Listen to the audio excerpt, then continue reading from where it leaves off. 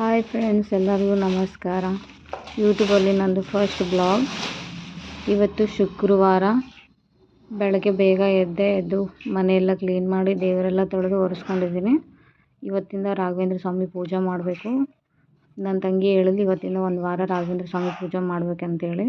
ಅವಳು ಹೇಳಿದ ಮೇಲೆ ಗೊತ್ತಾಯಿತು ನನಗೆ ಪೂಜೆ ಇದೆ ಅಂತೇಳಿ ರಾಘವೇಂದ್ರ ಸ್ವಾಮಿದು. ಫೋಟೋ ಇರಲಿಲ್ಲ ನಮ್ಮ ಮನೆಯಲ್ಲಿ. ನಿನ್ನೆ ಸಾಯಂಕಾಲ ನನ್ನ ತಂಗಿ ನಾನು ಹೋಗಿ ತೊಗೊಂಡು ಬಂದ್ವಿ. ಸಾಯಂಕಾಲ ಹೋಗಿದ್ವಿ. ದೇವರೆಲ್ಲ ಒರೆಸ್ಕೊತಾ ಇದ್ದೀನಿ. ನೋಡಿ, ನಾನು 2 ವರ್ಷದಿಂದ 2 ಸಲ ಹೋಗಿ ಬಂದಿದ್ದೀನಿ ರಾಘವೇಂದ್ರ ಸ್ವಾಮಿಗಳಿಗೆ. ಎಷ್ಟೋ ಸಲ ಅಂದ್ಕೊಂಡಿದ್ದೀನಿ ಫೋಟೋ ತರಬೇಕು ಅಂತೇಳಿ. ನನ್ನ ತಂಗಿ ಕೂಡ ಕೊಡಿಸ್ಬೇಕಂದ್ರೂ ಕೂಡ ನಮ್ಮ ಮನೇಲಿ ತೊಗೊಳಕ್ಕಾಗಿರಲಿಲ್ಲ. ಏನೋ ಒಂದು ಇದಾಗಿ ತೊಗೊಳಕ್ಕಾಗ್ತಿರ್ಲಿಲ್ಲ. ನಿನ್ನೆ ಗುರುವಾರ ಅಮಾವಾಸ್ಯೆ ದಿನ ಅನ್ಎಕ್ಸ್ಪೆಕ್ಟೆಡ್ ಸಾಯಂಕಾಲ ಹೇಳಿದ್ಲು, ನಾಳೆಯಿಂದ ಪೂಜೆ ಮಾಡ್ತೀಯಾ ಅಂತ ಕೇಳಿದ್ಲು.